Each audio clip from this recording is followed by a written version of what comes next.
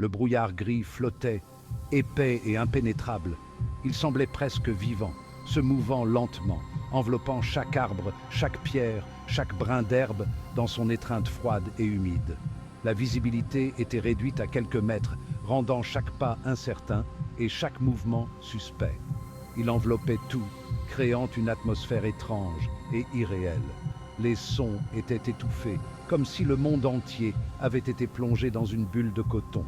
Les ombres dansaient dans la brume, prenant des formes fantomatiques qui disparaissaient aussi vite qu'elles apparaissaient. Au milieu de ce voile mystérieux, 3 silhouettes se tenaient immobiles. Elles semblaient figées dans le temps, comme des statues de pierre, leurs contours flous se fondant dans le brouillard. « Où sommes-nous » demanda Zhou Mingrui, sa voix tremblante d'incertitude. Zhou Mingrui, un jeune homme transporté dans ce monde étrange, scrutait les alentours avec une prudence palpable. Chaque craquement de branches, chaque souffle de vent le faisait sursauter.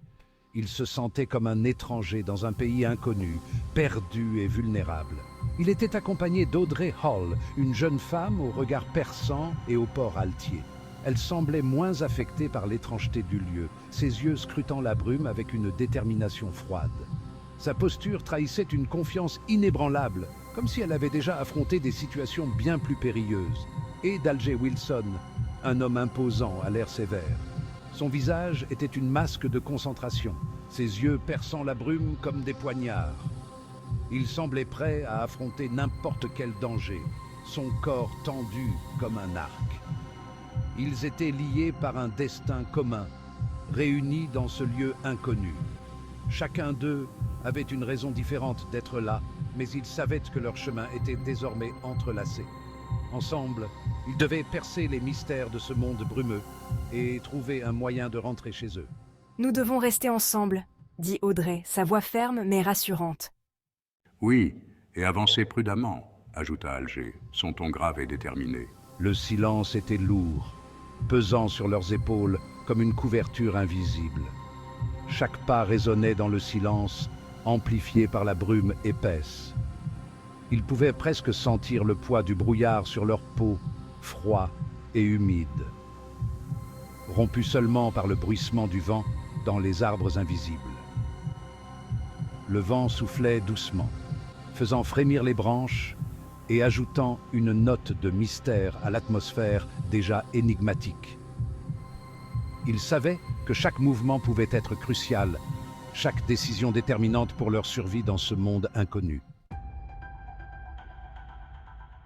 Zhou Mingrui observait ses compagnons, le cœur battant dans sa poitrine. Il était détective dans son ancienne vie, habitué à observer et à analyser. Audrey dégageait une aura de confiance et de puissance. Ses vêtements élégants et son attitude assurée trahissaient une origine aisée. Alger, en revanche, semblait plus rude et direct. Son regard perçant et sa posture rigide suggéraient une vie passée à affronter le danger. Zhou Mingrui se sentait tiraillé entre la prudence et la curiosité. Qui étaient ces gens? Où étaient-ils? Zhou Mingrui se retrouva face à un dilemme. Devait-il se montrer amical et ouvert avec ses compagnons, ou devait-il rester distant et mystérieux?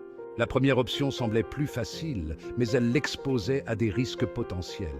La seconde option était plus risquée, mais elle lui permettait de mieux contrôler la situation. Le détective en lui l'a emporté. Zhou Mingrui choisit de garder ses distances, du moins pour le moment. Zhou Mingrui décida d'adopter une attitude énigmatique. Il se présenta comme un homme ordinaire, sans histoire particulière. « Je suis juste un homme ordinaire, rien de plus. » Il répondit à leurs questions avec prudence, évitant de révéler trop d'informations sur lui-même. Son mystère semblait intriguer Audrey, mais Alger restait méfiant. Zhou Mingrui savait qu'il marchait sur des œufs, mais il était déterminé à percer les secrets de ce nouveau monde. La conversation entre les 3 individus était tendue, chaque mot prononcé avec précaution. « Je suis curieuse d'en savoir plus sur ce monde étrange où nous nous sommes retrouvés. » Nous devons nous concentrer sur notre survie. Comment allons-nous nous échapper d'ici? Zhou Mingrui écoutait attentivement, essayant de rassembler le plus d'informations possible. Il sentait qu'il était sur le point de découvrir quelque chose d'important.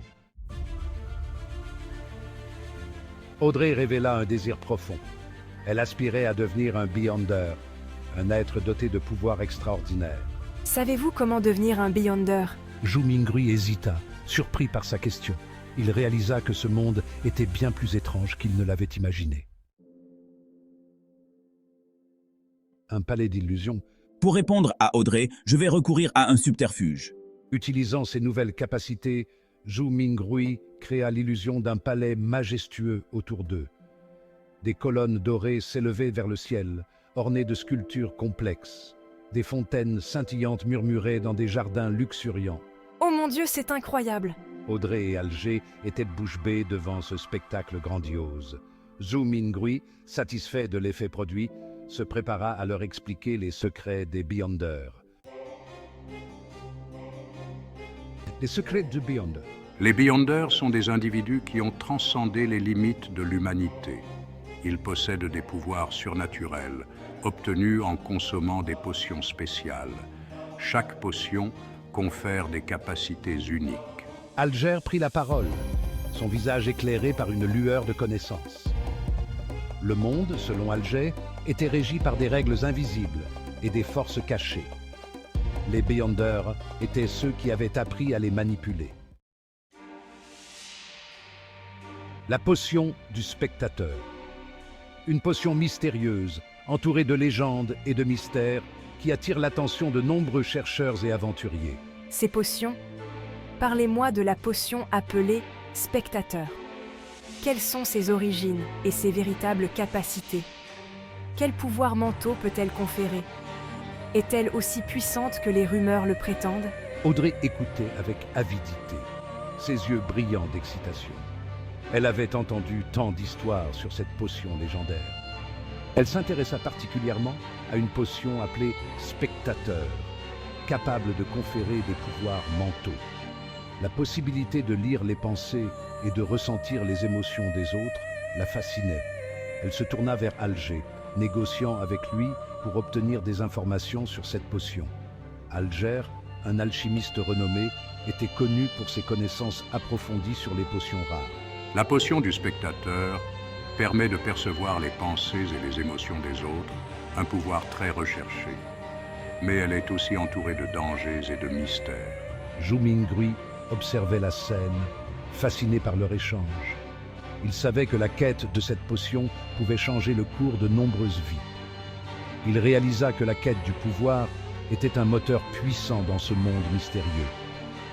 La potion du spectateur n'était pas seulement un objet de curiosité, mais un véritable trésor pour ceux qui osaient en percer les secrets. Les discussions autour de cette potion étaient souvent secrètes et intenses. Chaque mot pesait avec soin. Les anciens manuscrits parlaient de la potion du spectateur comme d'un artefact rare, dont la recette était gardée secrète par une poignée d'initiés. La préparation de cette potion nécessitait des ingrédients rares et un savoir-faire exceptionnel, rendant sa création presque impossible pour le commun des mortels. Mais pour ceux qui étaient prêts à tout risquer, la potion du spectateur représentait l'ultime quête de pouvoir et de connaissance. Le fou sur son trône, un titre énigmatique, chargé de mystère et de pouvoir. Qui est cet homme et pourquoi est-il appelé ainsi? Le fou. Pouvez-vous nous éclairer davantage sur ces potions? Nous avons entendu dire qu'elles possèdent des propriétés extraordinaires. Alors qu'Audrey et Alger poursuivaient leur conversation, ils semblaient plongés dans un débat intense sur les mystères de l'alchimie et de la magie. Un détail étrange attira l'attention de Zhu Mingrui. Une lueur dans les yeux d'Audrey, une inflexion dans la voix d'Alger. Quelque chose n'était pas tout à fait normal. Il s'adressait à lui en l'appelant le fou. Ce titre semblait porter un poids particulier, une signification cachée. Pourquoi m'appelez-vous le fou? Quelle est la signification de ce titre? Est-ce un compliment, une insulte ou quelque chose de plus profond? Quelle est la signification de ce titre? Est-ce lié à mon passé, à mes actions ou à quelque chose que je ne comprends pas encore? Zhu Mingrui ne comprenait pas la signification de ce titre, mais il sentait qu'il avait une grande importance. Chaque mot, chaque geste de ceux qui l'entouraient semblait imprégné de sens cachés. Assis sur son trône illusoire, entouré de mystères et d'intrigues, il se demandait quel rôle il était destiné à jouer dans ce grand jeu. Zhu Minggui réalisa qu'il avait fait le premier pas sur un chemin dangereux et imprévisible. Un chemin où chaque décision, chaque action pourrait avoir des conséquences profondes et durables. Il devait être prudent, mais aussi audacieux, car le titre de Le Fou pourrait bien être la clé de son destin.